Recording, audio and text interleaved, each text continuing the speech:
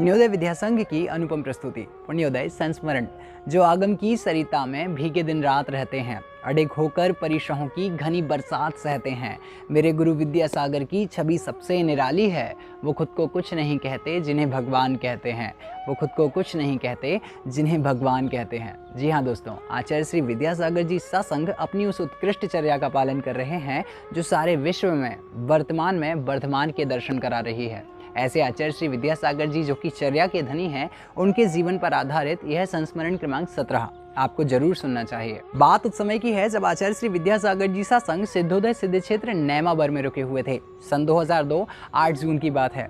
उस समय संघस्थ पूज्य मुनि श्री 108 कुंथु सागर जी के पैरों में हार्पिस रोग हो गया और हार्पिस रोग से उठने वाली पीड़ा निश्चित तौर पर असहनीय हुआ करती है। जब 8 जून शाम 5 बजे के लगभग उनकी पीड़ा कई गुना अधिक बढ़ गई तो पूज्य कुंथु सागर जी की आंखों से आंसू बहने लगे। वे आंखें बंद करके किसी चीज का उच्चारण करने लगे। अब संघस्थ अन्य मुनिराज ने यह सूचना पूज्य आचार्य श्री तक पहुंचाई। आचार्य श्री को जैसे ही यह सूचना मिली तो वे सीधे कुंथु सागर जी के कक्ष में आ गए और जिस पाटे पर कुंथु सागर जी लेटे हुए थे उसी पाटे पर बैठकर कुंथु सागर जी के पैर दबाने लगे। जो स्वयं आचार्य पद पर बैठे हैं वह एक मुनि के पैर दबा रहे हैं। आप सोचिए आचार्य श्री की उस वात्सल्यता के विषय में। फिर आचार्य श्री ने जैसे ही पैर दबाना शुरू किया तो संघ के अन्य साधु जो वहाँ पर खड़े हुए थे उन्होंने कहा, आचार्य श्री हम पैर दबा देते हैं। या फिर अन्य साधुओं ने आचार्य श्री से मना किया कि आचार्य श्री आप रहने दीजिए, वैयावृत्ति हम कर देते हैं। तो आचार्य श्री ने सारे से सभी को शांत रहने को कह दिया। अब आचार्य श्री जब पैर दबा रहे थे तो कुंथु सागर जी ने पूछा, कौन? तो आचार्य श्री बोले, हाँ कुंथु सागर जी, क्या हो गया है? तो कुंथु सागर जी ने जैसे ही आचार्य श्री की वाणी सुनी, उनकी आवाज़ सुनी तो हड़बड़ाकर उठ करके बैठ गए और आचार्य श्री के चरण छुए और कहने लगे, आचार्य श्री आप हमें पाप में न डालें। तो आचार्य श्री मुस्कुराते हुए बोले, अरे भाई थोड़ा सा वैयावृत्ति का लाभ हमें भी लेने दीजिए कि बस आप ही लोग करते रहेंगे। वे आचार्य श्री के सामने हाथ जोड़कर बैठ गए। आचार्य श्री ने कहा, अभी क्या उच्चारण कर रहे थे?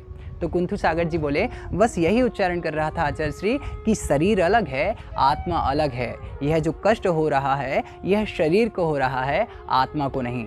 आचार्य श्री पुनः बोले, आंसू किसके बह रहे थे? तो कुंथु सागर जी ने पुनः बोला, आंसू यह भी शरीर के बह रहे थे। सुख दुख तो पुद्गल के साथ लगा हुआ है, हमारा इससे दूर दूर तक कोई नाता नहीं है। आचार्य श्री पुनः सहजता के साथ बोले, यही समता परिणाम आपके इस रोग में औषधि का काम करेगा, इसलिए अपने इन समता परिणामों को बना रहने दीजिए। धन्य है आचार्य श्री विद्यासागर जी जो अपनी श्रेष्ठ चर्या का पालन वैसे ही कर रहे हैं जैसे कि हमारे दादा गुरु आचार्य ज्ञान सागर जी ने किया। आचार्य ज्ञान सागर जी के प्रत्येक संस्कार को जैसे कि तैसे वह अपने शिष्यों में प्रेषित करते जा रहे हैं। यह हमारा सौभाग्य है कि आचार्य श्री विद्यासागर जी के युग में हम सभी ने जन्म लिया और उनकी चरण धूलि पा जाने का सौभाग्य हमें प्राप्त हो रहा है। जुड़े रहिए पुण्योदय विद्या संघ से। हम लाते रहेंगे ऐसे ही अनुपम, अतुलनीय और अकल्पनीय संस्मरणों को आपके बीच में। हमारे फेसबुक पेज, इंस्टाग्राम पेज और यूट्यूब चैनल को सब्सक्राइब करना, लाइक करना, शेयर करना और फॉलो करना बिल्कुल ना भूलें। और रखिए अपना ध्यान और अपनों का ध्यान। फिर मिलेंगे किसी नए संस्मरण के साथ। तब तक सादर जय जिनेंद्र।